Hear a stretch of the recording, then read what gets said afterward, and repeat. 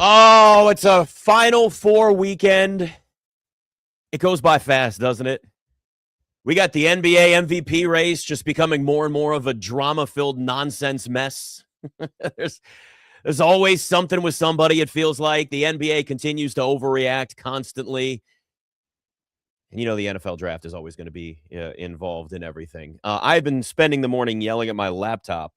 I'm just going to point that out. So if I randomly decide throughout this show to just drop expletives, be ready to dump it, guys, because I'm just technology. Look, we count on technology. We love it, right?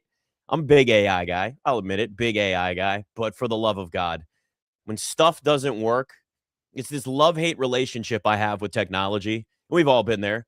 You expect it to help you do all kinds of things, and then when it doesn't, we're completely debilitated. So that's me, just trying to get things done. We're streaming live on my YouTube channel as well, so that's finally working, it looks like now, which is a great thing. Is we'll have Carlos popping in later as well. So Luka's going to be out. No Luka Dončić now for the rest of the regular season. 64 games. What did I tell you? What did I say was eventually going to happen here? Now, I know that in the end, Luka was not going to win MVP. And at the same time, he should have been in the conversation. But we know that in the end, Luka wasn't going to. And it's most likely going to be Shai Gilgeous-Alexander, and he's going to win back-to-back. And Wemby's going to probably come in second. The final ESPN straw poll just came out. So, we're at a point now where we kind of see where the voters are going to go. And SGA is going to end up winning this thing. But what did I say was going to happen with this 65-game rule? What have I been saying? The NBA and its overreaction. The NBA overreacts to everything. And I mean everything. Now, sometimes it's good. Sometimes the NBA has sat back and said, here's some things we can do to change. Let's give this a shot. Let's see if it makes fill in the blank, enter controversy, enter problem. Let's see if it makes it better. I'd argue that the NBA Cup is fine. I'm indifferent to it.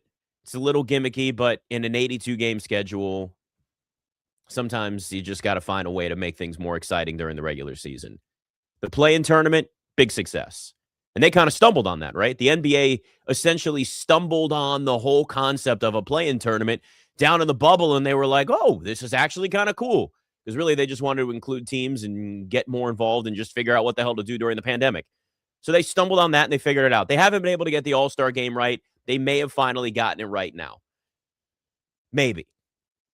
The NBA introduced this 65-game rule for the minimum amount of games you have to play to win end-of-season awards. Now, MVP is not the only thing. It's, Rookie of the Year. It's All-Defensive Team. It's All-NBA Team. Players have bonuses tied to these awards. Players have bonuses tied to these achievements, to these milestones. So it's not just about, well, Luka can't win MVP because he's really not going to get enough votes, and we can see that. So really, this isn't that big of a deal. No, this isn't it. This is a much bigger thing at play here. It's the NBA watering down things that matter at the end of a regular season, not just from an accomplishment standpoint, not just from the total number of all-star nods and all NBA team odds or awards odds that you're going to have on your Wikipedia page. It's more than that. This is about bonuses. This is about taking away players' money. And in the end, with every decision that's made by every league and by every business, follow the money. This rule will change. Because it isn't just the fact that Luka Dončić is going to finish with 64 regular season games, one game under the 65-game minimum, which means he cannot be, at this point, All-NBA, which is absolutely an accomplishment that was coming down the pipes for him. MVP, fine, different story. But you also don't have Cade Cunningham or Anthony Edwards even in the conversation here. And that's the problem. The problem here is not that the NBA has tried to protect these awards and the sanctity of the MVP and all NBA. That's not what this is. This is the NBA implementing a rule that was a knee-jerk reaction because they were negotiating new TV contracts with Amazon and with NBC and another one with ESPN, and there was a lot of money involved. And what was everybody screaming about when that was going on? Load management. This was the NBA protecting its ass and dealing with load management and the image that was around it and finding a way to show everybody that they're listening and they're going to fix this and they're going to be strong and they're going to be strict and they're going to make sure that all of this works out so everybody's in a good place and happy. No. This was about the NBA making sure that their partners were going to give them as much money as possible, and that's it. Because your stars were going to play, because they want to win these awards. Well, here's the issue. One, that's understandable, but it's an overreaction because all it is putting another spotlight on something that's already a spotlight, and it was reassuring people that in the end, it wasn't going to guarantee anything. If you look back on the history of the NBA and Adam Silver, and overall, I'm a fan of Adam Silver as a commissioner. He's done a lot of great things for the NBA, but he is so reactionary. Because if you go back at when super teams were becoming a big thing, so let's go to LeBron, Heat, 2010 and beyond. It became then a trend, right? Guys were jumping ship, asking for trades, and they still are, but it's gone down a little bit. The NBA changed rules around, essentially, without getting too boring and making your eyes glaze over, essentially making it so it was much more financially opportunistic for players to sit and say, I'm going to stay with the team I'm playing with because I can make way more money on my Supermax contract staying with the team that I'm already signed with and my bird rights and all that versus going somewhere else. Well, some players still just said, I don't care. I want out. I'll sacrifice the money and make it up in endorsements and everything else, which is possible. But the NBA saw super teams, and guys asking for too many trades. Let's make it so it's financially feasible for guys to stay with the team. Well, they were, and then they're signing max contracts, and then super max, and then they're asking for trades later. So you can't totally stop it. Then we're talking about, well, the regular season is boring. Well, here's a NBA Cup. It's kind of cool, might work, but is it really going to be that big of a deal? We'll see. You're adding a little history and might be something. Play-in tournament adds for a little bit extra at the end of the season. More teams feel involved. Okay, that's kind of worked. Then we're talking about load management. The 65-game rule has not stopped load management because it's resting players. That's what this comes down to. Guys sometimes are just finding ways to get recovery in the middle of a season. And then at other times, guess what? Guys are actually hurt. So you're going to have this rule that's going to be more of a problem and bring more of a controversy and a spotlight onto something than it actually even was before. And now it makes the league look dumb because you've watered down all your awards at the end of the season and you're taking money away from players, and you can't do that. This will change. The NBA is eventually going to change this rule, and I would argue this offseason, because now Luka's going to go and sit and try and appeal this so he can get 2 more games added because he missed 2 games because of the birth of his child. Well, if you're the NBA, you're going to say that doesn't count, because this is the thing. It had to come down to something where it was really, really close. We're talking 1 game, and it's a star in Luka Dončić, and it's 64 games versus 65 games. I mean, if you're better, we've all been there. This is basically losing by the hook. and it ain't fun. And anybody that's been there, it ain't fun. But now we're looking at 64 games for Luka. Needs to play 65 to at least be all NBA to be everything else. And you're looking around going, well, this now puts a spotlight on something that's so close. And I get it. You might want limits. And I get it. You might say, well, guys got it to win MVP. You got to be able to play. Well, of course, but nobody's going to vote for a guy that's played 35 games in a season to win MVP. It's just not enough. But if you end up missing out and not even being eligible to be in the conversation when MVP because of a collapsed lung late in the season, is that really what the rule's intended for? Or was the rule actually intended for forcing guys to just not sit out nationally televised games? That's really what this was all about. And this was a knee-jerk reaction from the NBA that's backfired and was predictable. It was predictable that this was going to backfire, and that's exactly what we got. And now we sit here on a Saturday morning, way too damn early, by the way. I'm just going to... We sit here and we look at the NBA and we laugh. And I love the NBA. I'm an NBA guy, but I recognize the faults and I recognize the problems that it has. And you can't get to a point, and we're not just talking MVP, but anything, watering down everything at the end of the season. It's like the Pro Bowl in the NFL. The Pro Bowl in the NFL Pro Bowl means nothing anymore. You've watered down the award. You've watered down the accomplishment to the point where rookies that have had average seasons and started a few games like Shedeur Sanders are Pro Bowlers, or Snoop Huntley, who threw 2 or 3 touchdown passes, somehow was a Pro Bowler for the Ravens. You can't water down these accomplishments because they do matter. And there's nothing wrong with having accomplishments from an individual basis matter for players. Why not? I mean, Wemby came out and said he cares about MVP. That's great. It's not like he doesn't care about winning. It's not like he doesn't care about the Spurs getting to the playoffs or winning a title or any of these things. he also cares about winning MVP. All right, what's wrong with that? Why do we have a problem with that? You can have individual accomplishments that you are looking to achieve in your career and also care about the company you work for at the same time and its success. If it's a well-run company and you care about the results, like, you can be both. We live in this world today where, like, everything is one thing or the other, where it's just like, well, you can only care about this and only feel this way. And if you don't, then you don't care about what are we talking? Like, we've gotten so over the top here with so many reactions in life. Yes, Wemby says, I think I should lead the race. That's good. Guys care about this. Do they also care about being able to look back on their careers and saying you're a 2 or 3-time MVP or you won a MVP or whatever? Because it matters. Because don't let a player ever tell you otherwise. They care about what is said about their legacy. Because in the end, when it comes to MVP, for example, we count them and we compare. And every year in his prime, Michael Jordan could have won MVP. LeBron James in his prime every year could have won MVP. But there's a short window that most players will have to win certain awards. And Shai Gilgeous-Alexander is in that spot. Jokic was just there. You had Giannis for a little while where you see these guys win 2 and 3 years or back-to-back or whatever the case is. That's where the voters are basically eyeing these guys.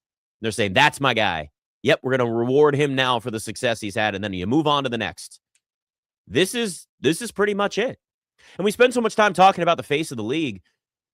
You got to win, but you also got to win individual awards. That's part of it. As LeBron gets ready for retirement, whether it's after next season or after this season, I think it's going to be next year. I think we have one more year, and I think he goes to Cleveland. But, you know, the next phase of the NBA is kind of figuring out who that is. We had Cooper Flagg scored 51 points last night for the Mavs. He may be the face of the league in a few years. There's a chance. But he's also got to win games. He's also got to win awards. And all of that matters. And when you start watering down these accomplishments at the end of the year that are part of a player's legacy, that are part of a player's story, that are part of a player's season, you make it worthless. And you make the conversation far less. Like, if I tell you somebody's a Pro Bowler now in the NFL, does it matter to you? Do you care?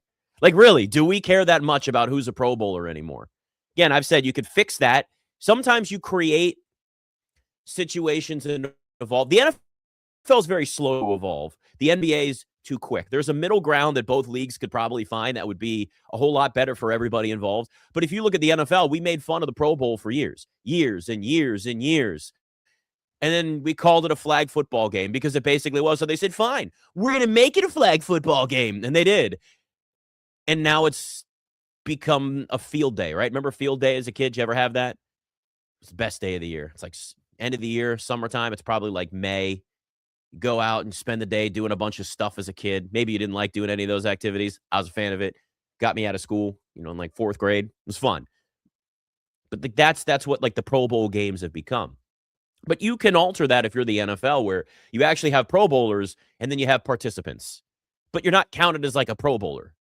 So you don't water down the meaning of what Pro Bowler is. That means something. You're an all-star. It's an accomplishment in a season. It's the same thing where the NBA is now, where if we start looking at what all NBA teams are, you're not going to have Cade Cunningham. You're not going to have Anthony Edwards. You're not going to have Luka Dončić. You start mentioning these names, and it's like, yeah, other guys are going to get that chance. That's great. But you're also then taking away from these individual seasons for these players. You can't tell me that Luka Dončić didn't have an all-NBA season this year. You can't tell me that Cade Cunningham and the Pistons, I get it, the Pistons aren't as flashy and as exciting right now. Cade Cunningham should have been in the MVP conversation, and he had an all-NBA season. So did Anthony Edwards. And we're looking around going like, these guys then it doesn't get acknowledged. It matters. It's part of this. And evolution of leagues, with the way trends are going and when the way the game is, it matters. Look at Major League Baseball. Baseball is at least putting in an effort. You may not like a pitch clock. You may not like some of the things that baseball's done. Here's what people like now in baseball: a faster game with stars that are flipping bats. Sorry to all you purists out there that want to see the unwritten rules acknowledged and watch the World Baseball Classic where the U.S. team is boring when they hit a home run, and then you watch Venezuela flipping bats and having fun, and you're like, oh, this is awesome. That's fun. Fun is part of sports. Accomplishments and acknowledging accomplishments, part of sports. And we've lost so much of this because there's so many knee-jerk reactions that are there. And it's just, the NBA is exhausting with this. Again, this is coming from a diehard NBA fan. No league is going to be perfect. But this is a problem. This is a problem for this league. And you're going to spend so much time worrying about tanking when you've created this system that exists for bad teams and small market teams to basically improve one way. And it's get high draft picks and draft players that maybe don't want to go to that city. You trap players and you're like, you're mine. You're going to be here now. That's the only way. That's how the Thunder have built a championship team. This is how the league is built.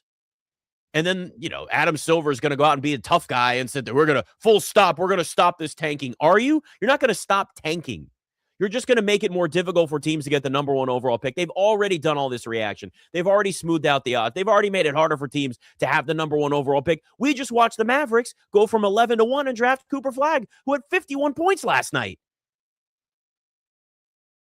So what more can you do? In the end, there's only so much that you can do as a league to make some of these changes. Teams and players are still going to, in the end, do what's best for them. You have to accept some level of limitations with this. Because in the end, you just make the league look dumb. Really, the NBA looks stupid right now. It's such a dumb rule, and everybody looks stupid involved. And they've got to change it. We're brought to you by Progressive Commercial Insurance. Protect small businesses with affordable coverage options. Quote today at progressivecommercial.com. It's Final Four Saturday. Are we close to a new dynasty in college basketball? Nick Ashew, Westwood One Sports.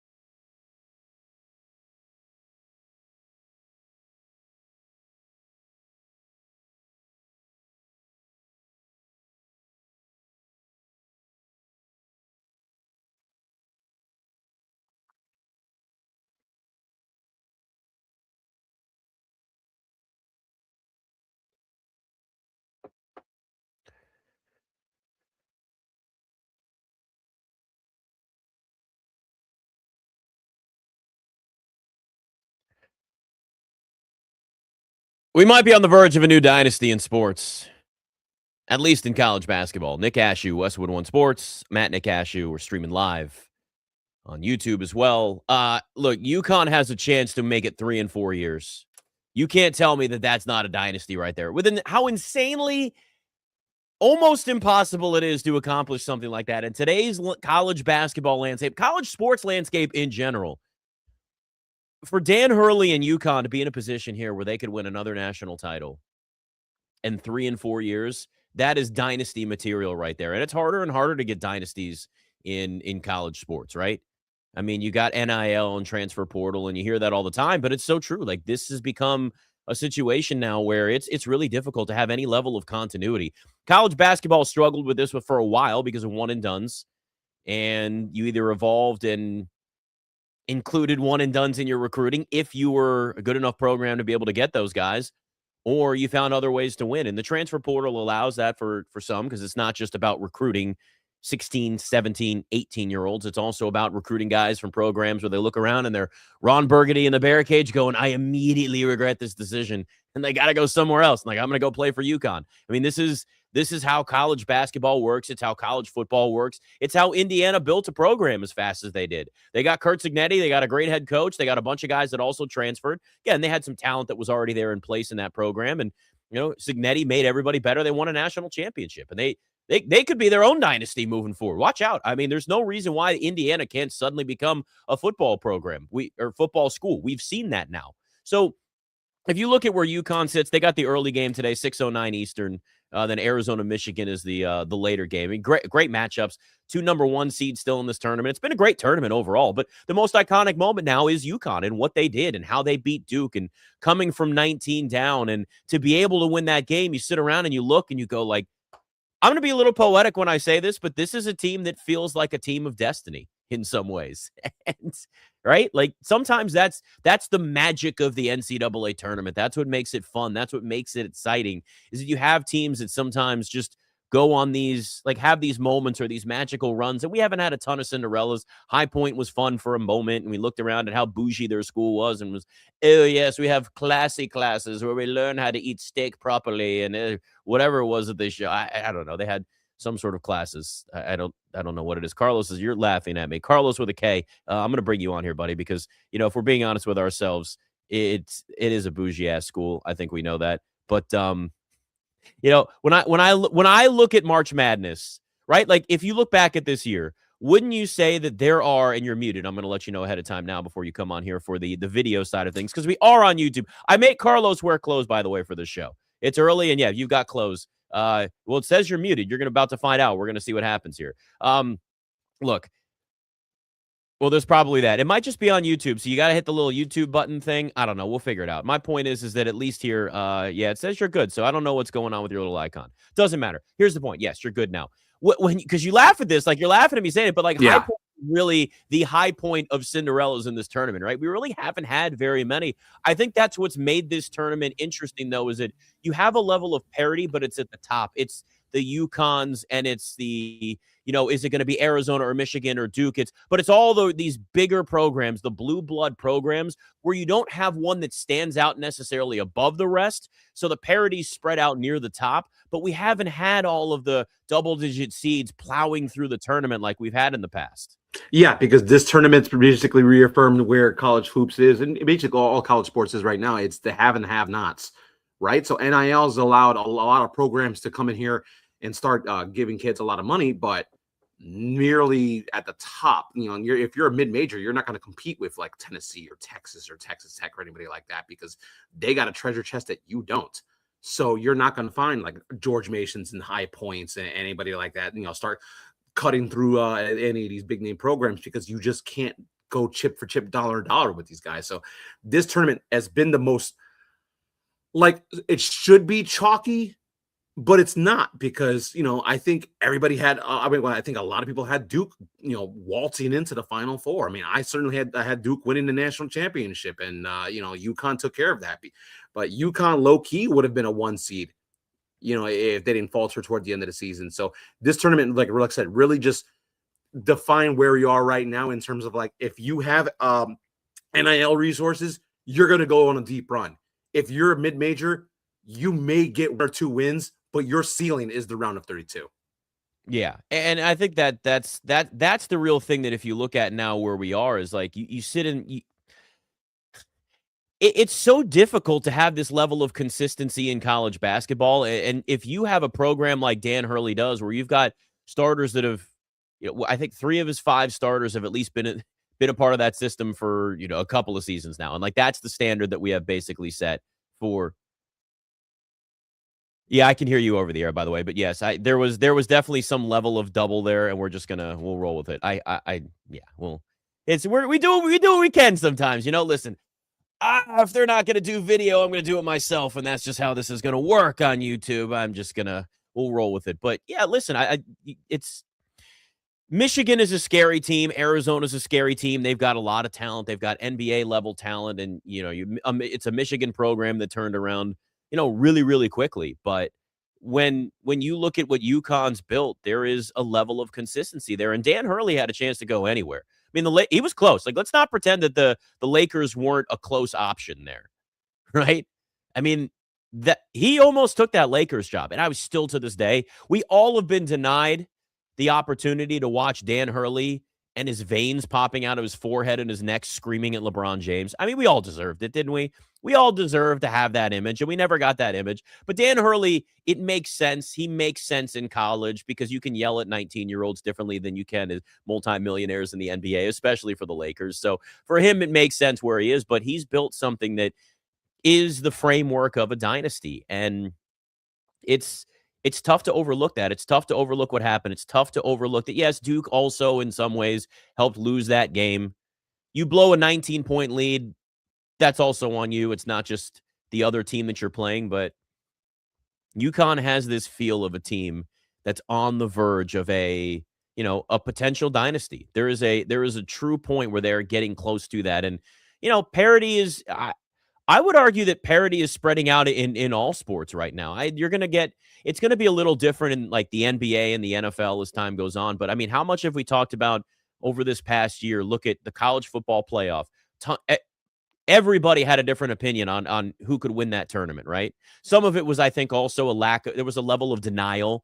Like, wait, Indiana? If Indiana had the same coaching and roster maybe as Georgia or Alabama or whoever else, I think there would have been a little more confidence in Indiana. So some of it I chalk it up to just a lack of confidence in Miami. You'd throw in the mix too in college football, where it was like, are they back? Is the U back? I think they are. I don't know if I trust them. It was a lack of trust for names, right? It was a lack of trust for some of those programs. College basketball, we're in a similar spot. Arizona's really good. Michigan is really good. This Duke team was really good. UConn has been really good this year. Illinois is Illinois is in a position where you're getting carried by a future NBA lottery pick. So they're in a little bit of a different position. But, you could look at the NFL. What did we talk about in the AFC side of things in the playoffs? It was a lot of teams at the very top that had great young quarterbacks but were unproven. The NFC, it was, teams that have been there before in the Eagles or the Rams or the 49ers, but there were reasons why you didn't trust them. There was no peak Chiefs. There was no peak Patriots this past season in the NFL, especially in the playoffs.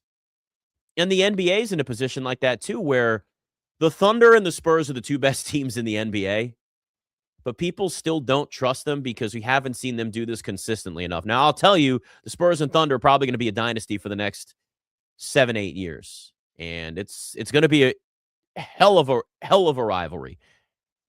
But at the same time, there is still a lack of trust of seeing those teams do it consistently, even with the Thunder being the defending NBA champions.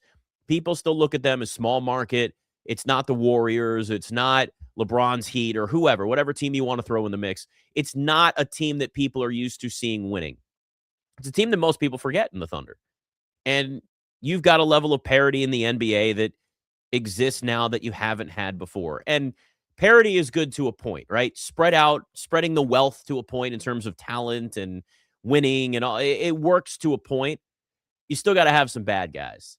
You got to have bad guys in college basketball. You got to have the bad guys in college football. You got to have the bad guys in the NFL and the NBA. And it matters. And listen, I would argue that from a college football side of things, Indiana has the chance to be that in college football. And it's weird But there's an evolution happening there where Curt Cignetti and Indiana could be the next Alabama. That is not a crazy statement to say. It sounds weird because we're saying Indiana and football in the same sentence still. But Curt Cignetti has the personality to be the next Nick Saban. He's clearly a great coach like Nick Saban.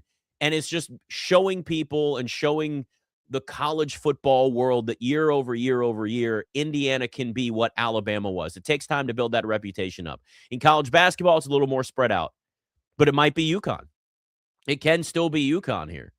And if they win 3 titles in 4 years, you're absolutely in that conversation. In the NBA, it can be the Thunder. And the Thunder may not be a big market team, but they got great players. And they just won a championship. And they were built through the draft. And they were built through, we'll call it rebuilding, but it fits the bill of tanking. We all know that. It's called gutting your roster, rebuilding, and starting from scratch. The NFL is interesting, though. Because I think the NFL is the farthest away from maybe establishing what could be a dynasty. It was the Chiefs, but the Chiefs now, I mean, even this year, Chiefs did not have an aggressive offseason other than Kenneth Walker. You don't know what Patrick Mahomes is going to look like week 1 to week 5 to week 6 coming off of that knee injury. So there's plenty of questions about what the Chiefs will look like this year and beyond, how aggressive they'll be in rebuilding this roster. So what is the potential bad guy, villain in the NFL now? Is it the Patriots again? Maybe, but it's hard to hate this Patriots team right now.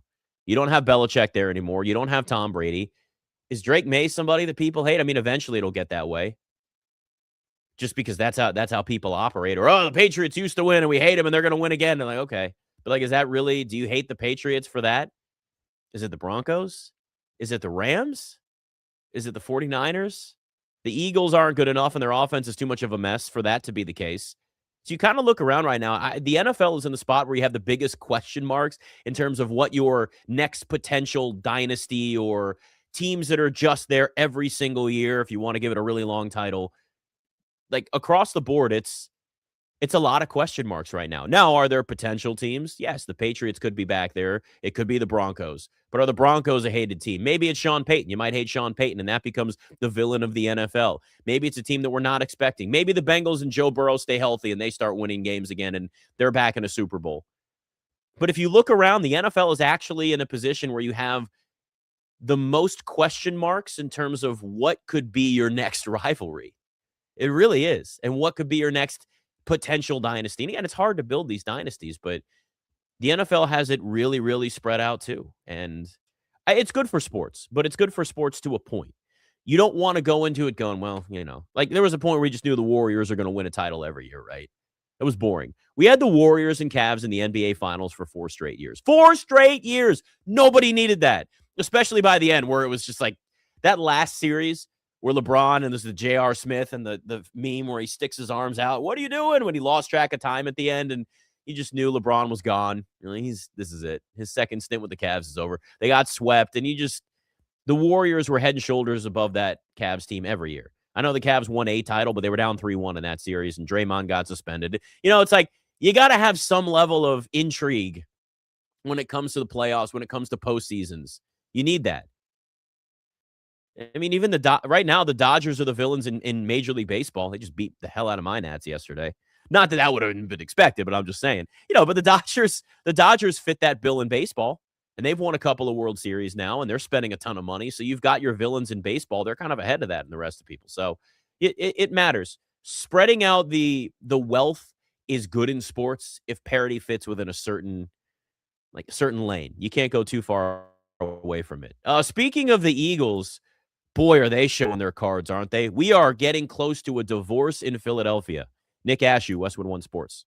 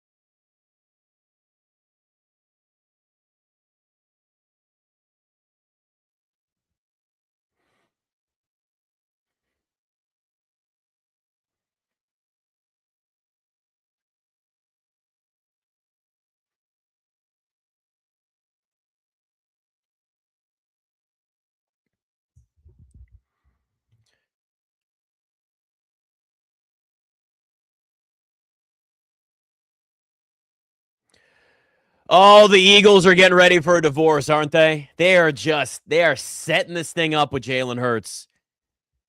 I'm at Nick Ashew on all the socials, streaming on my YouTube channel. By the way, Lee, the music beds today, well done, sir. Love the energy. Love it. When it's this early on a Saturday morning, you got to have the energy. Just going to get a little Hey, I'll take it. Everything it keeps me pushing through, you know? A little coffee, a little water at the same time. Yeah, it's a mess in Philadelphia. Look, the Eagles have a great defense. The Eagles had an elite defense this year. And Howie Roseman is one of the best, if not the best, general managers in the NFL. And it pains me to say this. I'm a Commanders fan, and I hate it. It drives me insane, but I'm also going to be realistic. I'm going to be honest with you. The Eagles have a very well-run front office. They got a quarterback problem, and people can sit here, and I've heard this, right? It's like, well, Jalen Hurts won a Super Bowl and Super Bowl MVP, and it's like Jalen Hurts could end up being the fourth best quarterback in the NFC East in a couple of years if he's still there in Philadelphia. Now, again, that's including Jackson Dart, and Jackson Dart's got to get reined in by John Harbaugh, which I actually think will happen. I think the floor is at least going to be raised on the Giants over the next couple of seasons because John Harbaugh has complete control, and you take what you did in Baltimore and you apply it to what happens with the Giants, and over time, you're going to create a culture that's going to be about a winning culture. And, listen, you could say that his time ran out in Baltimore, whatever the case is, and, maybe, but let's also look at what the Ravens look like without John Harbaugh. It'll be interesting over the next couple of years because that comparison is going to happen. But if you're looking at the Philadelphia Eagles and you're looking at what happened this past year again, I get it. Jalen Hurts has had 6 offensive coordinators in 6 years essentially now. That's bad. I mean, they were just experimenting with their coordinators. Matt Patricia, like, what is he doing? We need to, what are we doing?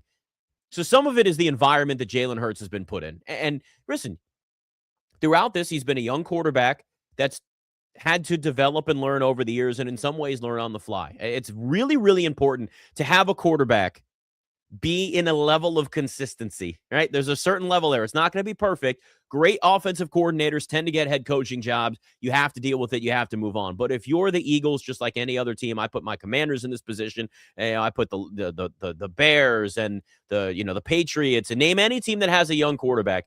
You want that consistency. There's a reason why the Broncos promoted Davis Webb to their offensive coordinator this quickly and made him the play caller because they see what he has in terms of potential, and they understand that he may not be there very long because he also could get a head coaching job in a few years, and you got to work with it now. The Commanders did the same thing with David Blau. Their offensive coordinator was backup quarterback for the Lions a couple of years ago. It hasn't been that long. So, when you have these coordinators that are hot new minds, and they may not be there for a long period of time. And we've watched what teams look like when you lose coordinators on both sides of the football. Offensive and defensive coordinators are underrated. They're really underrated. But you have to sometimes take them away for teams, organizations, fan bases, everybody in the media, whatever, to sit and look and realize, oh, yeah, they're actually pretty good. They're part of the reason why they're winning. I know head coaches are important. I understand that. And a lot of times, though, a head coach is more of like the CEO. They're the walk-around head coach. And you've got great coordinators. You allow them to do their job, and that sometimes just takes over all of the main responsibilities. Eagles have had a lot of turnover. A lot of turnover on both sides of the football and their coaching staff. And it affects directly a quarterback that has – look, Jalen Hurts is still young and has been through this process, a young quarterback by NFL standards, and it's been a roller coaster. But let's also keep in mind here for a second, for anybody that wants to talk about Jalen Hurts and them winning a Super Bowl and him being part of the reason, yes, he was, and it should be acknowledged. But it also should be acknowledged that maybe not in the Super Bowl, but leading up to that and that entire season, that was about Saquon Barkley in that offense first. You had a threat in the backfield that even if Saquon Barkley was struggling in the first half of a game or didn't put up the numbers in the Super Bowl that you expected or on the playoff run or whatever the case is, Saquon Barkley, his first year in Philadelphia, was a threat to break off a 50-yard run anytime the football was put in his hands, period. You don't even have to have the production. You just have to have the fear that Saquon Barkley then was going to do that. And teams had to respect the run. Teams had to respect the play calling. Teams had to respect what was going on in that backfield at any given moment. You lost that this past year if you're the Eagles. Now, Are we going to argue that it's play calling and offensive coordinator and they've changed that? Yeah, there's a possibility. And that could smooth all this out. But you can't sit there and start trashing behind the scenes and leaking as an unnamed source that Jalen Hurts is rigid and wasn't, adapting to the offense and some changes and questioning his leadership and questioning who he is as a teammate, not vocal enough as a leader and all these things. They've been establishing this for a little while, but when teams start to leak this, because this is absolutely people within the organization doing this intentionally, when you start to see that, it's setting the groundwork. It's laying the groundwork for a divorce. Now, that doesn't mean that it's guaranteed that it's going to happen. What it does mean is that there's a possibility. And they're setting it up to place the blame on their scapegoat, Jalen Hurts. Now, is this part of what happens when you're a quarterback in the NFL? You get the blame, but you get the glory? Yeah, it is. It's absolutely part of it. But when you sit and look at where the Philadelphia Eagles are,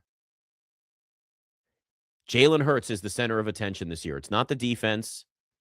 There'll be a level of blame on Saquon Barkley if he can't continue to get back to maybe not the elite level his first year, but close to that. But here's the thing with running backs. It happens quick. Life comes at you fast as a running back where you're a star and, he should be in the MVP conversation too. Remember Saquon Barkley? There is a possibility that we're never going to see the same Saquon again. So what do you do if you're the Philadelphia Eagles? Well, right now you're dealing with the potential of trading A.J. Brown, your best wide receiver. So if they trade A.J. Brown and Saquon's not the same Saquon anymore, that puts more pressure on the shoulders of Jalen Hurts. And I know those shoulders can lift a lot, can squat a lot, but that's going to be more weight than he can handle. And if you don't have the talent around Jalen Hurts to help make this offense more dangerous, more versatile, more creative, they're going to fall behind in games and they're not going to be able to come back. We just saw it last year. It may not be about the coordinator and the play calling. It may just be about the quarterback. Jalen Hurts has a lower ceiling, especially when it comes to a level of consistency. Yes, there are moments where he's taken over games in the past, of course. He got paid. There's a reason why he got paid. I mean, it was there. But, in reality, if you were drafting a team and you're looking at quarterback, where's Jalen Hurts going to fall on your draft board? Like 20th? I mean, really, be honest with yourself. You're building a team. How many quarterbacks are you taking before you would draft Jalen Hurts? It's quite a few. So we can sit here and throw these narratives around of like, he's disrespected. He won a Super Bowl. Okay, he did. But if you look back at the overall production and the growth of the Eagles and their offense and him as a quarterback, has it really been impressive? Does it really give anybody a level of confidence to tell you that this is going to get better? And listen, most quarterbacks you have to surround with talent. Brock Purdy needs it too. I'd argue that 98% of the starting quarterbacks in the NFL need a pretty solid amount of talent around them to succeed. I mean, prime Patrick Mahomes could really elevate anybody. That's why the Chiefs got pretty arrogant for a while. Like, we don't need receivers. We don't need to pay for them. And it worked for a while. It was Patrick Mahomes in his prime, but it caught up to them this past season before he even got hurt. They also had Travis Kelce, and prime Travis Kelce, pretty damn good. How many quarterbacks can you truly name in the NFL that you can look at right now, not retired, but right now, and say that guy elevates whoever's around him? It's a couple. I mean, it really is. We could say Drake May this past season because the Patriots had a bad offensive line and not a lot of weapons. Drake May falls in that category, but then what happened in the playoffs? Now, that could change. They could have more success in the playoffs. They've obviously added like Romeo Dobbs, and maybe they add A.J. Brown. So it's not even a knock to say like, you got to add talent around this quarterback for him to succeed. In reality, great teams have great players, period, across the board everywhere. Like, this is just this knock we see so often. It's like, the Warriors won all these titles because they had good players. Oh, really? So you put talent around players and they won? I mean, that's how this works. You have to have talent on both sides of the football. You have to have talent around a quarterback, at least to a point. I mean, listen, we had two teams in the Super Bowl this past year that had a lot of talent on defense. And you had Sam Darnold with a great defense, but also one of the best wide receivers in the NFL in Jackson Smith-Njigba. I mean, Sam Darnold won a Super Bowl with some talent around him there too. Now they lost a lot this offseason. We'll see what the Seahawks look like moving forward. But, It's not a knock to sit here and say, like, we got to have dudes that help make this quarterback better, that help make this team better. That's literally how you build a winner. And, this is what the Eagles are going to have to think about. It's a reason why they haven't moved fast on trading A.J. Brown. Honestly, if I'm Philadelphia, I'd try to give it another year. But if you're A.J. Brown, is that what you want? Is he going to be more of a pain in the ass? Because, look, the NFC is wide open right now. The NFC East as a division is wide open, and the Eagles are very vulnerable. But if you look at the NFC as a whole, it's the Rams and everybody else. The Rams said F them picks. They've gone in and said, this is maybe our last year with Matt Stafford, and who knows, maybe Sean McVay retires after the season. There's a possibility for that too. But if you are the Philadelphia Eagles, if you're the 49ers, you're looking up at the Rams and you're saying, what do we do this offseason that's going to make us better? Because it's the Rams and everybody else. And it doesn't mean that the Rams don't have their own flaws too. But the Rams have made it a point to show they're going all in for right now. They went out and got a couple of corners. They've got Matt Stafford. He stays healthy. This is their last year. We saw what the Rams were capable of. They've got the coaching. They got the experience. And Super Bowls at SoFi in L.A. Imagine a poetic send-off for Matt Stafford. Winning in L.A., boom, it's done. Career's over. He might retire after this year. But if you're all these other teams in the NFC, you've got opportunities. You've got the potential because the Rams are also still vulnerable. And the Eagles can either fall back and be a mediocre team like they were this past season, or they can be something more. They've just got to decide what that decision is. And really, it's surrounding Jalen Hurts with more talent. And they may need more than Saquon Barkley in that backfield now. Saquon may not be able to carry the load that he did before. That's part of how the NFL evolves. It is. I'm sure Eagles fans will be very reasonable, right? And that's fine. Everything will be cool. They'll be calm, cool, collected. It's going to be a soap opera in Philadelphia with Jalen Hurts. No question about it. Nick Ashe, Westwood One Sports.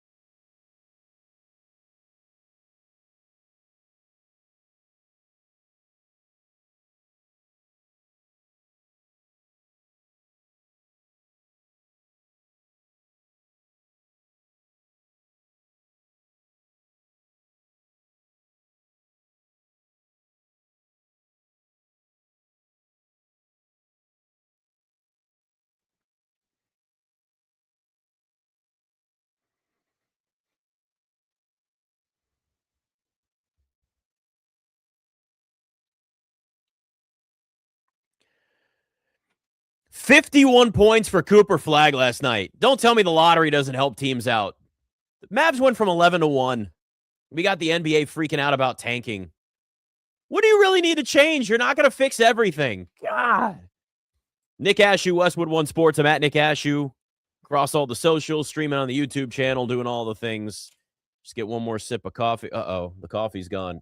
Yep, I got drop. I got yep, there's nothing. Coffee grounds, that's it. Well, that sucks. Got to work with what I got at this point. I listen, if you're a fan of an NBA team that's in the playoffs, good for you, because there are a lot of teams that are looking at what Adam Silver has said, and you're looking at what we had in March Madness with getting a chance to see AJ DeBonce even for a short period of time, and more Darren Peterson and Cameron Boozer winning the AP Player of the Year yesterday, and I mean, just the fifth freshman to do that, by the way. In any other year, you're like, oh, Cameron Boozer's the number one overall pick, clearly. But that just shows you how loaded this draft is. If you're a fan of a team that's in the playoffs in the NBA, good for you. Because everybody else, it's a nerve-wracking situation. Knowing that Adam Silver and the NBA are like, we are going to punish everyone for tanking, and we're going to make a statement out of you. It's not next year. It's not we're going to change the whole lottery system afterwards. No, it's right now. It's we're going to do it before this draft. So all that work that you've put in to lose, it may be for nothing. But again, we had the Hawks jump a couple of years ago, 10-1. I know they got Zachary Risacher, and it's not like he's a difference maker, but that was just the draft class that you had. You had the Mavs go from 11-1 and get Cooper Flagg, who could end up being the face of the league in a couple of years. The guy's still a teenager, and he put up 51 points. Remember how young Cooper Flagg is. Teams have these jumps and get these franchise players. But if you start having more of that, if you're the NBA, again, everybody was like, well, the NBA's absolutely fixed. Look at this. They trade Luka away, and then they get Cooper Flagg.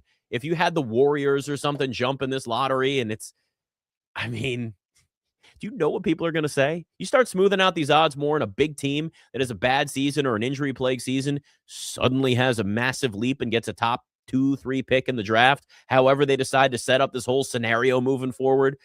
How are you going to fix that then, NBA? How are you then going to fix the narrative? Because this is what the NBA does. Knee-jerk reactions to everything. Oh, God, everybody's talking about tanking. We're going to have to change the lottery odds and then change them again. They just change them. They just smooth things out more.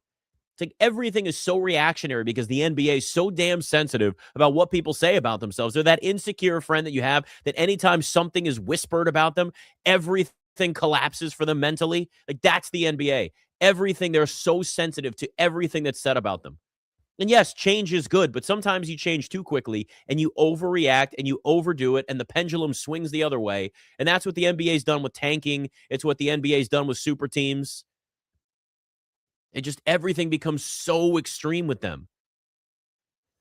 Look, Cameron Boozer is somebody, Duke just gets knocked out in the Elite Eight. We saw a chance to really get an opportunity to what Cameron Boozer could be. I get it. He's not necessarily a guy that's as high on the board for some teams in terms of where the athleticism is and where the ceiling is. And we set these standards of what ceilings are for players all the time, and it's all artificial. I mean, that's the thing. Cameron Boozer can end up having the best career out of every single player in this loaded draft. And we could have 10, 11, 12 freshmen in a row drafted in this lottery. Seriously. That's how good this is. And it shows you what type of player he is. But we're in this point now where, right, it becomes the face of the NBA and who's next and who could be that guy. And there's a chance that one or two guys in this draft could be a part of that conversation. And that's the reason why so many teams are tanking. That's the reason why so many teams wanted to lose and sit their guys. But there is a difference, and I'll keep saying this, there is a difference between tanking and rebuilding. The Kings tanking. I mean, they were sitting all-stars and realized their team was just terrible. Doug Christie's a bad coach. And, yeah, I don't know if you know this. Doug Christie is the coach of the Kings. They're the team that plays in Sacramento. They're an NBA team, in case you're wondering. Sacramento has a team, in case you're wondering, Carlos. Yes. So Sacramento has a team. Be careful. Kings fans are very venomous on Twitter if you make fun of their team. I learned that one year, which is really funny. It's like my whole point has always been like, Kings fans actually care about their team. They're a poorly run organization. Kings fans deserve better. But instead, they're like, how dare you insult our team? We're going to make the playoffs with Mike Brown. And they did. And they lost in the first round. But, I mean, that's tanking. That was tanking this year. The Jazz also had veterans. They were tanking. But they've been in that mode for a while. I use the Wizards as an example because the Wizards really do have, like, all young guys. And they're rebuilding. Now, you could say, well, Trae Young isn't playing much. Trae Young's been hurt, and they at least went out and aggressively brought in, and they bought low, a veteran, an all-star that's there. I don't think Trae Young's going to make this team a championship contender. Anthony Davis, same thing. But, there's a difference between rebuilding and truly tanking. And if you have an NBA team that shoots up in the lottery in this draft and gets AJ DeBonsa with the number 1 overall pick, or Darren Peterson at number 2, or Cameron Boozer at number 3, which is kind of generally how this is looking like it's going to go right now, what's the NBA going to do about that image? Well, then maybe you start actually doing the drawings and announcing it live on TV. Like that's what you have to do. And maybe you make it a whole event. The lottery gets down to that, and then you don't have this big reveal that they have. It's actually the ping pong balls, or like you have to do something.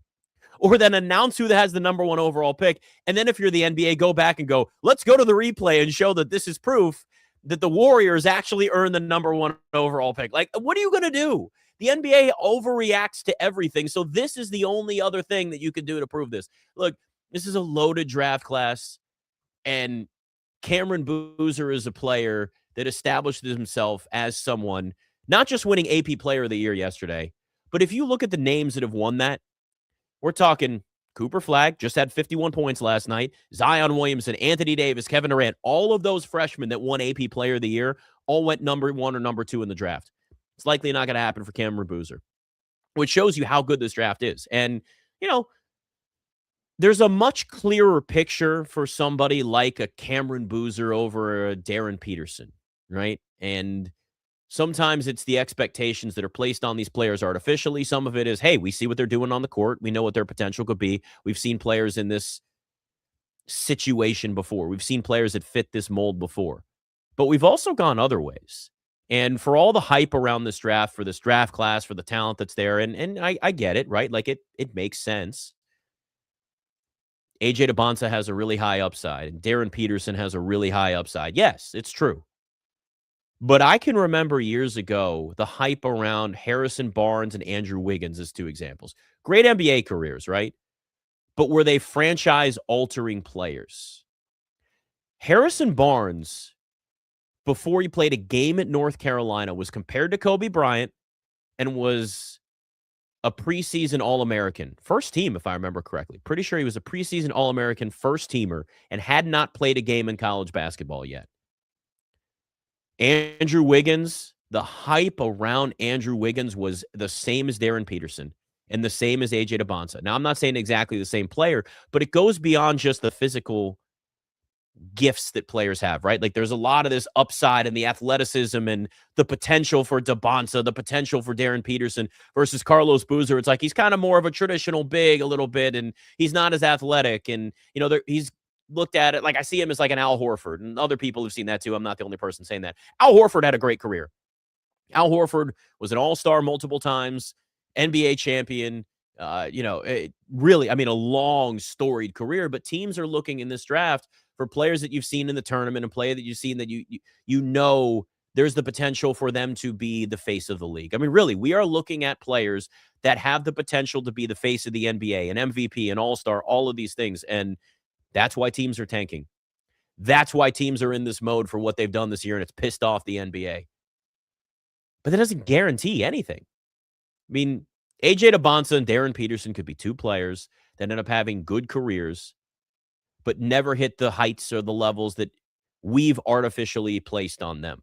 Again, they deserve some of it with the talent that's there, with the potential. I understand it. And this is the risk of the draft. It's the potential. But if you're the NBA, this is the system that you've created. This is the system that helps teams get better. And teams that are in small markets, teams that aren't looked at as free agent destinations, this is all you got. And if the NBA starts taking that away from teams too, and you start having big market teams jumping up in the lottery, winning the lottery, you're going to have more problems. And I get it. Like, there's no perfect scenario when it's all said and done. There's no true way to fix this without anybody complaining whatsoever. I was compared to like the Commanders' name change. Like, you weren't going to come up with a name that was going to make everybody happy, including the name Redskins. Wasn't going to make everybody happy. It's impossible to make everybody happy. But this is the system that the NBA has created. And look, I'm in D.C. All anybody wants to talk about is the Wizards potentially getting in the number 1 overall pick, or more than likely bad lottery luck. But you could go 5, 6, 7 and have an opportunity to draft really good players. That's how deep this is. Darius Acuff, at Arkansas, when he was able to do this tournament, I mean, there's a chance for him. I mean, Wagler's in this with Illinois playing today, and that's a guy that could be a top 6 or 7 pick too. I mean, Carlos's Bulls could end up sitting here and they've been in NBA purgatory for years. And Carlos, you guys, your Bulls may end up getting a chance to win in this lottery. I mean, this is the hope for somebody like your Bulls that have sat here forever. Here's my scenario for you. Your Bulls need to actually let Billy Donovan go coach North Carolina. What are you going to do at this point if you're Chicago? Like, what are you going to do? This team is rebuilding again. Get a new coach. The Bulls could jump in this lottery. Not that you haven't had a lot of success in the history of the Bulls, but I see you with the Bulls sweatshirt on right now. Oh, and the hat too. I had to wear the hat because my hair was looking crazy. Oh, yeah, and we definitely still have that double. I'm going to try something here as we go here. Let's all right, talk again, buddy. We're just doing this live on air. I don't care. There you go. Yeah. So I figured out the problem. So that's what's working. Yep. We figured it out. So guess what? It's happening on my end, and I'll just put that out there for you guys as we stream it on YouTube. Anyway, figuring out, so this is how it's going to go. But here's what I will say. With the Bulls, all right, the Bulls are an example of a team that could also jump in this lottery, and it could turn their franchise around so quickly if one of these franchise-altering potential players actually pans out to where it is. But it's all luck. It is all still a guessing game with every one of these things. That's why these teams are doing what they've done this year in the NBA.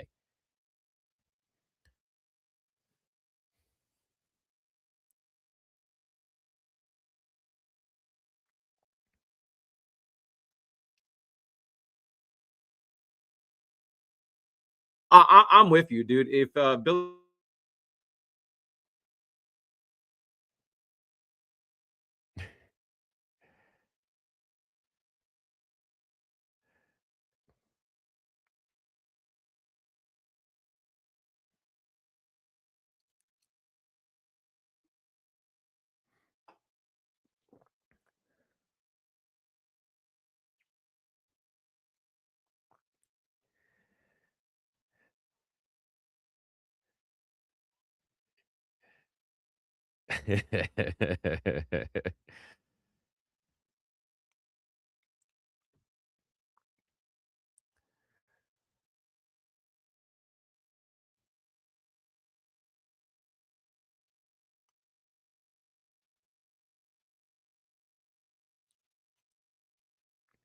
And this is how a lot of fans feel, and we figured it out, Carlos. It is on my end. We'll just experimenting live on the air sometimes works.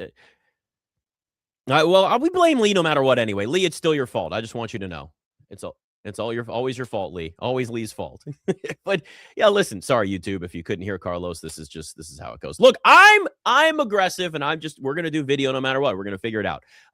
This is just how I work. But yeah, look, it's that feeling of hope for teams too, having that opportunity to jump in the lottery. And look, I'm okay with the NBA creating a scenario where at the end of the season, more teams have an opportunity, and it still makes sense for them to try and play late in the season. We've gone over this. I literally had AI create a scenario that was probably better than half the stuff the NBA has presented here now. But, I don't know if we can go down the road of like, let's actually come up with metrics that tell you whether a team is tanking late in the season. But if you think about it, if you're sitting there and you're looking at point differential and the amount of minutes starter play in the fourth quarter and the point differential in the fourth quarter, and not just the whole game, but the fourth quarter, and it does kind of make sense. But this is when it starts getting big, brother. Can you imagine Adam Silver's making a call to the Bulls late in the season? Hey, so our robots have told us that you actually were not playing your starters enough, and the pace was too slow in the fourth quarter of the last 3 games. So it's like Minority Report here. You now are guilty of tanking, and you're all sentenced to no draft pick this year. Like, I mean, that's what we're getting to. I mean, this is what we're talking about. At this point, are we just going to have AI decide whether or not a team is officially falling into the category of tanking or rebuilding? Is the actual injury a true injury? Did you get a permission slip signed by the team doctors? Nope, this wasn't a fake injury. It's a real injury. It's the NBA and their knee-jerk reactions, man. I mean, it's on both sides, because then teams are going to have these knee-jerk reactions of, we can't win this year. This is how we can rebuild our team, and this is how we can get better. But look, at the same time, if you are a team like the Kings or the Bulls, the Wizards were doing this for years, the Knicks were doing this for years, where you were just fighting to essentially stay in NBA purgatory, that's your own fault. That's your own fault. Because the system says you either have to be really bad to get better or you've got to be really good to stay good. And I know that sounds dumb and elementary and stupid, but like that's really what it comes down to. But there's a lot of teams that don't have the ability to go out there and sign free agents and improve their team because you're not like nobody want to come to DC for the longest time. Now it might be different with some of the young guys they've got there. Nobody wants to go to Oklahoma City. I'm sorry, I'm sure it's a great place. It's not about the city, it's about the market size and what to do there for young guys and whether the franchise in the past could afford free agents. Now they can. They paid all their homegrown guys. Again, Thunder, best run organization in the NBA. Won a championship without any big free agent signings. That's it. Sam Presti should get a part ownership of the team.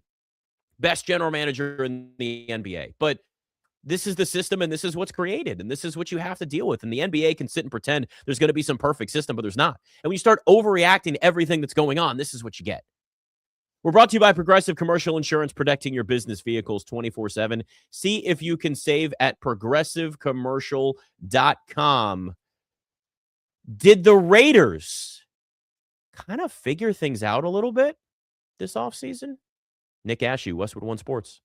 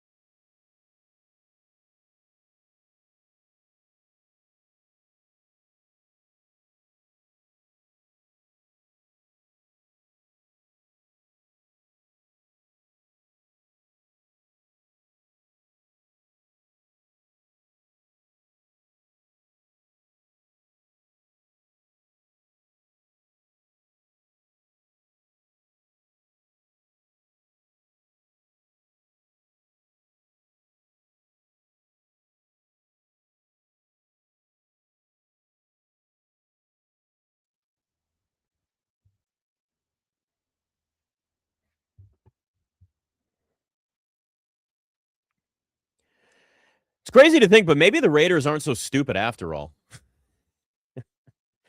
I mean, we'll see. We've got work to do, but pretty decent offseason for them so far. Fernando Mendoza can work out, which is a possibility with Tom Brady working with him because, he's bored. He's got nothing else to do with the organization. It might not be so terrible after all. Keep Max Crosby. Luck can turn around for teams. Not every time. Sometimes. Maybe that actually is the Raiders. The draft is interesting, though, right now, because if you look at we know Fernando Mendoza is going number 1 overall. There's a lot of questions all the way down the board with all these other positions, some great defensive players, some great wide receivers. But when it comes to quarterback, it's the most polarizing position in sports. And it's Fernando Mendoza and then maybe nobody else in the first round, which we don't have a lot of drafts like this because teams will do everything they can to try and justify why a quarterback could be worth a first-round pick. You got to go back to the Kenny Pickett draft with the Steelers where everybody was kind of looking around going, is there anybody that's really a first-round pick? Maybe Kenny Pickett to the Steelers are going to need a quarterback, and it worked out exactly that way in every way that we thought it would be, where we knew Kenny Pickett was a backup quarterback. And it turned out very quickly that he was a backup quarterback. Going to have a great career as a backup. One of the best jobs in America. You don't take hits. You make millions of dollars and go on with your life. It's not bad. You just got to accept that you're a backup, and again, you're still playing in the NFL. But, Ty Simpson is that name that's got a lot of juice. And we're going to get more of that as we get closer and closer to the draft. We still got, a little less than 3 weeks away from it. I look at it like I have my watch on right now. I'm just looking. Isn't that a habit? You ever have that habit? You just look and you usually wear a watch. I don't have my watch on right now. But, there's a chance that Ty Simpson does jump into the first round. Now, most scouts will say they don't grade him as a first-round pick, but does that matter? I mean, has it stopped teams in the past from drafting guys in the first round? I mean, I remember Christian Ponder getting drafted by the Vikings out of nowhere, and I think he was 12th overall? You see guys get drafted out of nowhere, way higher than people expected on a regular basis. The Jets have the 2nd and 16th pick in this draft. I don't think they'll take him 2. In fact, I guarantee they're not going to take him 2. But what about 16? What if the Jets just look over the next couple of years and say, you know what? We have some picks. Maybe we should just go ahead and draft a couple of quarterbacks. I mean, really, this is what it comes down to. There is a wild card that we have sitting in this draft, and it's Ty Simpson, because it's the position of quarterback, because it's somebody that played for a major college football program that was really good in college, but it doesn't translate over to the NFL. Really, that's what we get down to now is, does that translate over to the NFL? And teams over the years have done this time and time again where they justify why a player could be in that position. He may not actually be good enough, but we're going to try and make it so he's somebody that if we develop and we work right. But here's the thing. You start drafting a guy in the first round, a quarterback, then there's the pressure to pay him and play him. Right? You go down this whole path where if you draft Ty Simpson in the first round, you get that extra year on the rookie contract, but it starts getting expensive. And then you've got to actually give him time to get out there and play and have him succeed. And if he's not good, do the Jets then draft? Because everybody's linking the Jets to Ty Simpson. Okay, it might make sense. They got 2 first-round picks next year in what's supposed to be a better draft for quarterbacks, maybe. But this was supposed to be a good draft for quarterbacks too. So if you get to the point then where you draft Ty Simpson and then you consider drafting another quarterback and a better one next year, I don't think that's a terrible idea, because the Jets have been terrible at drafting quarterbacks. Decent at some other spots, but they've been really terrible at drafting quarterbacks. But if you're in that spot, I mean, why not? But then you also have to go through the process of figuring out pretty quickly whether he's the guy or not. So then do you start him right away? It's like with the Raiders. You go out and you sign Kirk Cousins, but then you also have somebody like Fernando Mendoza, who's the number 1 overall pick and has the pressure to end up being your franchise savior. How do you approach that? How long do you let him develop? Look, this draft is weird. I think we can all agree that this NFL draft is going to be one of those drafts where there's a lot of chaos from really 2 on. Fernando Mendoza is going number 1 overall. Everybody, it's a question of whether or not he starts week 1 or it's Kirk Cousins. I mean, that's really what it comes down to. But after that, you've got a bunch of teams that have the opportunity to trade down, to hold a pick or a player hostage. You have 1 or 2 drops. There's always somebody that rises up the draft, gets picked higher than anybody expects, and there's always somebody that goes down every year. So really the question then just comes down to who? Who is that? And is there a team that then gets desperate enough that says, all right, I'm going to trade up with Cleveland, with Washington, with the Giants, 5, 6, 7, jump a few spots. And then that throws the whole rest of the draft into some chaos. And you have a trickle-down effect. Because of the fact you don't have a lot of quarterbacks in this draft that are worthy of a first, well, you have, one that's worthy of a first-round pick. After that, there's a lot of talent at other positions. So, and I'll use this as an example because, again, I'm in the area, and this is all anybody talks about right now. As the Commanders sitting at 7, they may trade out of that pick.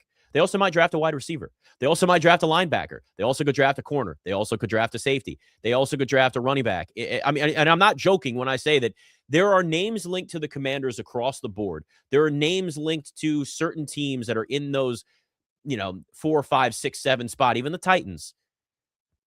There are a lot of names in a lot of positions to where the water is so muddy, the sky is so cloudy, you have no idea where those teams are going to go. And that's smart. That's the image that you want to create. That's the narrative that you want to create if you're these teams, where you want whoever it is, Miami or Cincinnati or Kansas City drafting behind you to look and go, damn it, that's our guy. He's on the board, and I don't know if he's going to be available. Let's trade up. Let's do it. You want Draft Day, the movie, to happen in real life if you're in that spot. But because there is a whole bunch of talent in a lot of other positions, it gives some teams that really need a lot an opportunity to say, all right, we got options here at 5. We got options at 6. We got options at 7, where we can stay and draft somebody we like, or we can entice somebody and dangle some bait and get ourselves back in the second round or something like that.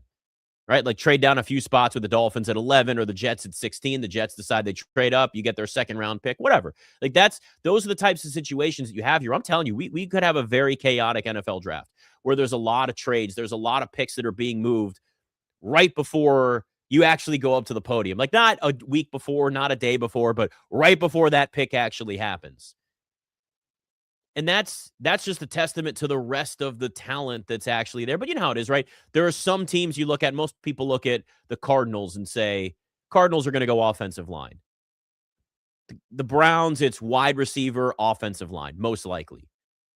There's questions about where the Giants are going to go, but it's kind of looked at as maybe defense is the more likely move there. But there's the Titans. They could go a million different directions. They're terrible. There's Washington. They could go a bunch of different directions. They're a horrible team. But then on the back end, it's Kansas City, it's Cincinnati that have talent but dealt with some injuries this past season. So that puts them in a higher draft position than they normally would be. I know Cincinnati, it's been this way a few years now, but really, the Bengals have enough talent on that roster that they are a playoff team if they actually stay healthy. So for them, it's narrowing it down to maybe 1 or 2 positions where if there's a guy on the board, 5, 6, or 7, you're making phone calls to the Giants, to the Browns, to the Commanders, to the Saints at 8, and you're saying, we'd like to move up because that's a specific guy at a specific position we need.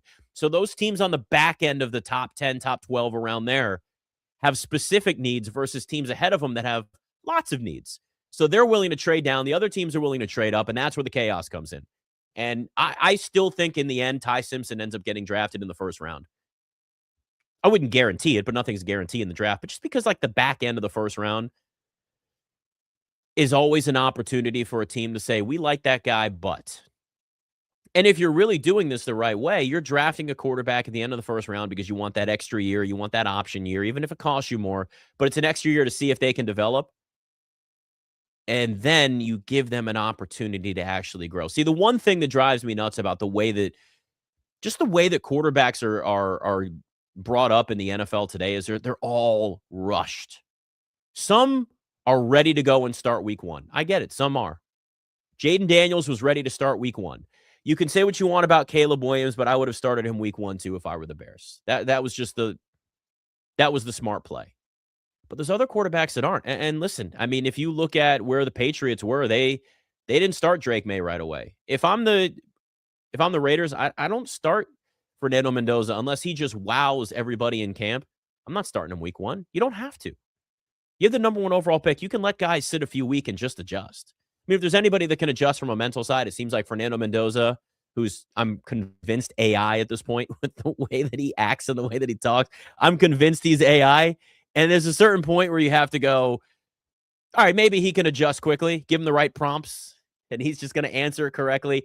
I am very happy to be here. This is a wonderful place in Las Vegas, but I will stay out of trouble. That's Carlos, I see you on camera. Did you spit your cereal out? Did you just lose your cereal? Yes. Because I called Fernando Mendoza AI.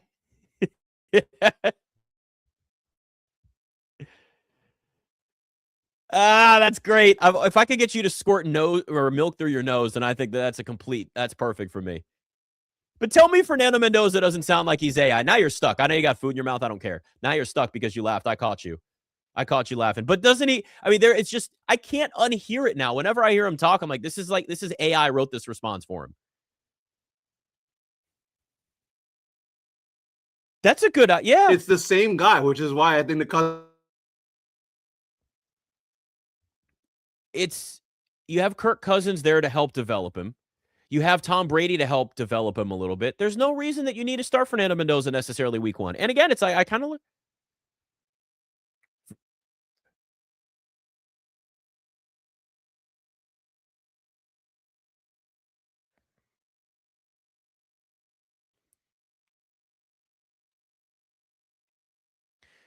And if you're the Raiders and you're in a spot where you've got no chance of making the playoffs, I'll let you eat the rest of your cereal, buddy. You're good now. All right, there you go. Get that raisin out of your mouth. I'll get you out of here. There you go. But I listen, if you're going to sit there and almost choke on camera, I'm bringing you on and making it really awkward, even though, yeah, I mean, it was it was funny watching you laugh. Hey, he's AI Mendoza. There you go. We got a new nickname for him. He's AI Mendoza. I understand that there's pressure from fan bases and ownership, but here's the thing. Shut up. Just shut. If you're an owner, shut up. Stop telling your coaches to force a quarterback out there when they're not ready. Because look at Anthony Richardson. Now, I'm not saying Anthony Richardson was guaranteed to be a franchise quarterback, and I'm not saying that Anthony Richardson missing an entire rookie year and sitting out and learning and going that route was going to get fine. But here's what I do know. Anthony Richardson was not ready to start in the NFL when he started in the NFL. Now, I get it. He had a few good games, and there were these moments where you went, oh, wow, it was like 4 games his rookie year, and then he got hurt. He had 1 year of experience starting in college, didn't have a ton of experience starting in high school. And I get it. It's a case-by-case basis, and we're finding, obviously, that more and more experience, shocker, with a quarterback in college, it does translate to more success in the NFL. I mean, if you look at that 2024 draft class, you had Bo Nix, who transferred and played a ton of college football. You had Michael Penix Jr., transferred a ton of college football. Jaden Daniels transferred a ton of college football. Even Caleb Williams transferred.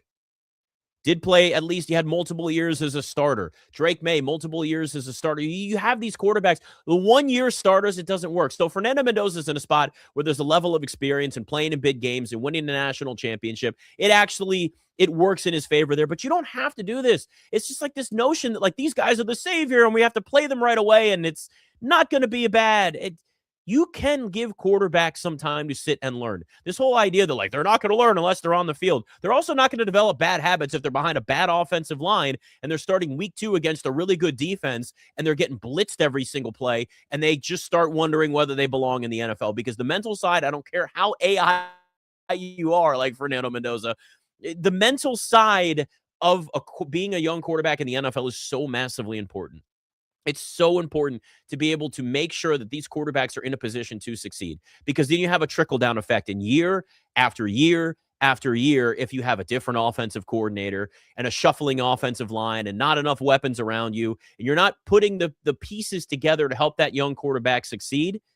That then sets them back so much to the point where they may never develop into the quarterback that they could be. That's why I say situation dictates the success of a quarterback so often. Again, look at Sam Darnold. He took the scenic route to success. Same thing with Baker Mayfield. Even despite what happened this past year, he's had a different coordinator every year in Tampa, and he's still been really good for the most part. I would argue that maybe we get more of that from Daniel Jones. Once he's back out there for the Colts again, you can hate the contract he got, but in reality, the way he played before he got hurt, he looked like a quarterback that earned $88 million. It's not fully guaranteed anyway, so sometimes it's not just the quarterback, it's the situation that they're in. It's the setup that they're in. Look, Brock Purdy, Brock Purdy benefits from being in Kyle Shanahan's offense. It's not even a knock on Brock Purdy because if you can't do it, you can't do it, and he can do it, right? Like, but he needs some talent around him, but he's in the perfect situation to succeed because he's got a great head coach, one of the best offensive minds in the NFL in Kyle Shanahan, and he's benefited from it. But it's sometimes it's just based on the situation or not starting right away and learning. Like, there are other factors in than just we drafted him number 1 or we drafted him in the first round. He's got to be somebody that we start right away. You don't need to do that. Especially, shocker, if you're drafting number 1 overall because you're allowed to tank in the NFL and there's no recourse for that. You have the worst record unless the team is traded up. The Raiders were the worst team in the NFL by record and by all of the other little things that separate them and put them in number. You're drafted number 1 overall. You were going to the worst team in the NFL. So that team has very low expectations for that season. Do we need to throw a young quarterback behind an offensive line that's not going to protect him, or on a team in general that surrounds him with a small amount of weapons? It's depleted offensively, whatever the case is. Keep that in mind. We rush these quarterbacks so often, and it's not helping the development of a lot of them. Most aren't ready, and that's okay. It doesn't mean that they won't be in a year or two. Speaking of quarterbacks, can we please respect the hustle of Kirk Cousins? Nick Cashew, Westwood One Sports.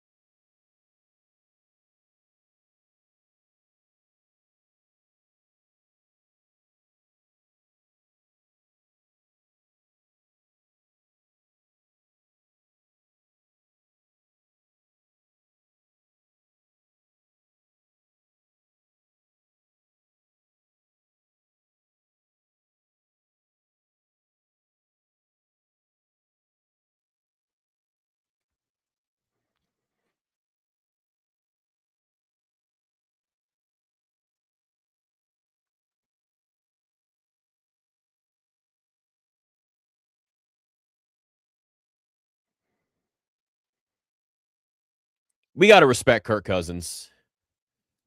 We have to.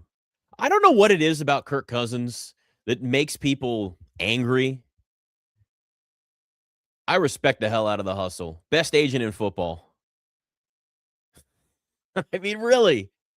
Gets that deal with the Raiders. And again, the deal, the whole $175 million. We all know that's not the case. It's basically a 1-year, $20 million deal or whatever.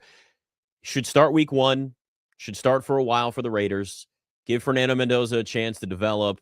There's nothing wrong with that. If you go out and you bring in a backup like Kirk Cousins and a veteran that's had the success that he's had, play him a few weeks. I mean, why not? He knows what his role is at this point. When Kirk Cousins signed with Atlanta, he did not expect them to draft Michael Penix Jr. Nobody did. So we knew at that point this was already going to be over. And whether that works out for Atlanta is a whole other conversation, because Michael Penix Jr. has to actually be healthy and stay on the field. But it makes sense for him to move on. It made sense for them to release him, and it makes sense for him to go to the Raiders now because he understands what his role is going to be. They got the number 1 overall pick. They're going to draft Fernando Mendoza. So the question is what was had in the conversations? Did they tell Kirk Cousins, hey, man, you're going to start for the first few weeks. We need you to groom this quarterback. We want you to be a veteran leader. We'll make sure we take care of you financially. That's pretty much what it is. And if it's a 1-year, $20 million deal and that's all that's guaranteed and he's there for another year or two as a backup, doesn't have to play a lot, there's still some tread left on the tires, gets paid well by the Raiders. You got another quarterback on a rookie deal. That's a good setup. And it's also a good setup for Fernando Mendoza. You'll have Tom Brady. You'll have Kirk Cousins. Tom Brady hasn't made as much money as Kirk Cousins, but he's won more Super Bowls than Kirk Cousins and playoff games. And all is right with the world. And look, here's the thing. I've seen it everywhere, and I fall into it too because it is really funny when you look at career earnings of Matt Stafford and Aaron Rodgers and Tom Brady and Kirk Cousins, and now Kirk Cousins is going to surpass Tom Brady, and it's a whole thing. And you're like, 7 Super Bowls, 1 playoff win. Yeah, it's true, but if you actually look at the regular seasons that Kirk Cousins has had, he's been really good. Like I've never truly been able to pinpoint what it is, and I was trying to figure this out on my DC show yesterday. And it's gone on for years. We've had these conversations all the time. But when Kirk Cousins was with the Redskins, he was a 4th-round pick that was looked at as a backup. And I mean, literally a backup plan if RG3 didn't work out, which was smart because RG3 didn't work out. Spoiler alert. And it became this question of like, oh, okay, what is his ceiling? And it was exciting at first because it was, wow, look at him. He looks like he belongs in the NFL. He should actually maybe have been a higher pick, and maybe he should be a starter. But then you start talking about money. And then the conversation became, well, at some point you got to pay Kirk Cousins, right? What are the Redskins going to do? What are they going to pay him? And then when you start talking about the potential of that contract, that's when everybody nitpicks. That's when everybody breaks it down and gets angry and goes, well, he turns the ball over too much, which then he worked on and got better. Oh, well, I don't know if his ceiling is as high and, he doesn't win the primetime games. Well, he's a young quarterback. Sometimes that's just how it goes because at the time he was. And he signs with the Vikings, gets a guaranteed contract, and, continues to do that, continues to have these historic contracts. And you look around and go, he's got a great agent, and they get things done. And I respect the hell out of the hustle. It's been a hell of a career for Kirk Cousins. It really has. But when money's involved, that's when the perception changes of a player. I always use this as an example because it's going way back, but it's like a complete flip. There's a couple of NBA players over the years that are great examples of like underrated to overrated, the snap of a finger, and really it's the signing of a contract. Go back to 2010. Remember when LeBron, the whole Miami thing and take your talents to South Beach, and that free agent class had Amari Stoudemire, Dwayne Wade and Chris Bosh were a part of it too. They obviously all were in Miami. And Joe Johnson was another one, ISO Joe. And he signed a 6-year, $120 million contract to stay with the Hawks. Before he signed that contract, Joe Johnson was looked at as one of the most underrated players in the NBA. Can play the 1, play the 2, play the 3. He's versatile. He can score. He can handle the ball. This guy's a distributor. He's a great player. But then once he got paid, he quickly became overrated. He quickly became overpaid because he had to exceed whatever that contract was that he signed. Tobias Harris, another example, kind of this underrated guy until that deal with the Sixers a few years ago. You give him $180 million, suddenly it's Tobias Harris isn't good enough. Money changes the perception of players all the time. When Bryce Harper was in his last year in DC, it was the same thing. He could get $300 million. He hasn't hit 50 home runs. He ain't good enough. Plus, we got Juan Soto here. This guy ain't good enough. Everybody loved Bryce Harper until you started talking about the money he'd get in free agency. And it was the same thing with Kirk Cousins, where it was great until you start talking about the money and does the money match the production? And it's that way with every quarterback in the NFL, right? I mean, we see it all the time where, hey, they're great until we start talking about, well, is Dak Prescott worth this? Or is Eli Manning worth this? I remember those deals. I remember back in the day when Russell Wilson was about to get his first contract, and it was, is he worth $100 million? That shows you how quickly the price tag's gone up on quarterbacks. Is he worth $100 million, right? And it always becomes, well, he's getting paid more than this guy. So what? It's not about the money for quarterbacks is not about you are better than this guy, right? Kirk Cousins' career earnings don't mean that he's a better quarterback than Tom Brady. No person in the right mind would say that. But what it does mean is that his agent's better and that his situation's been better and that sometimes his luck has been better too. Really, Tom Brady took pay cuts with the Patriots. If Tom Brady ever hit free agency, could you imagine what he would have gotten? Whatever he wanted. But he knew that wasn't the right place. It wasn't, leaving New England at the time until obviously Tampa was, it was the right place for him. So when we look at what a quarterback makes versus the success they've had in the NFL, it doesn't dictate that anymore. Not in this league. Now, it's really just indicative of the market, and that's it. Dak Prescott and Kirk Cousins have actually had very similar careers. I would argue that Kirk Cousins has had a better career because he's been healthy more consistently. And if you look at the numbers, go back and look at how many seasons Kirk Cousins has thrown for over 4,000 yards and at least 25 touchdown passes. He's had a really good career. For someone that was drafted where he was drafted too, same thing with Dak Prescott. Dak's been hurt more. He's had probably 4 or 5 seasons where he's, had significant injuries and played 5 to 10 games. But they've had similar careers. Great regular season, not much in the postseason. And I get it.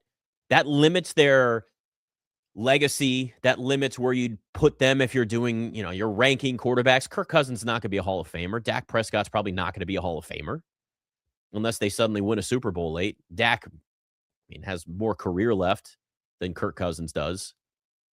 But, the careers that they have had, they've been damn good quarterbacks. And, it's just there's a lot of this venom because it's Kirk Cousins compared to Aaron Rodgers. Well, let's also count all of Aaron Rodgers' losses in the playoffs, right? How many times the 49ers have beat him? Do we count that? I know he won a Super Bowl, but he won one. Right? This is what it comes down to.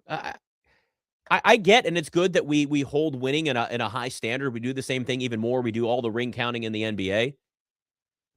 But when you sit here and look back on the career of Kirk Cousins, there's so much venom. And it's all just based on the money he's making. It's all the perception, and that's it. That's all that it comes down to. It's Kirk Cousins has made an ton of money. So much money. And he's won one playoff game. But if you were to take Kirk Cousins in his prime, and you were drafting, right? I said this earlier, right? If you're drafting, and here's a perfect example, even just to start with this. We talked about Jalen Hurts earlier, right? Jalen Hurts, and you're drafting a team from scratch, and you're looking at quarterbacks. Where does he rank on your big board? If you're just drafting, everybody's drafting teams from scratch. Where does Jalen Hurts rank? Maybe 20th, give or take. Kirk Cousins in his prime, Jalen Hurts in his prime. I would have taken Kirk Cousins over Jalen Hurts 10 times out of 10. You wouldn't be able to do the tush push, but that's about it. Again, all these quarterbacks, you're going to surround them with other talent anyway. You need that. But to me, it's just it's a weak knock on a quarterback to be like, well, he's got talent around him. Okay. Every good team does. Unless you're Tom Brady or Patrick Mahomes in their prime, pretty much every other quarterback needs some level of talent around them. And even then, you can only elevate the talent so much. We watched Mahomes struggle with some of those walking brain farts that he had at wide receiver at points with the Chiefs. And let's not even take out, last year was its own situation. So, in the end, it's been a hell of a career for Kirk. It really has. I know he's corny. Okay, he's corny. So what? You know who else is corny? Fernando Mendoza. They're going to be perfect together. It's a match made in heaven. The Raiders might have actually figured this thing out. Tom Brady, Kirk Cousins, both just tag team into training for Fernando Mendoza while Kirk Cousins goes, hey, Tom, how much you make in your career? And then Tom Brady says, how many rings you got? I'd love to get a camera in on that. All right, Final Four coming up today. Hope your bracket's alive still somewhat. Nick Ashe, Westwood One Sports.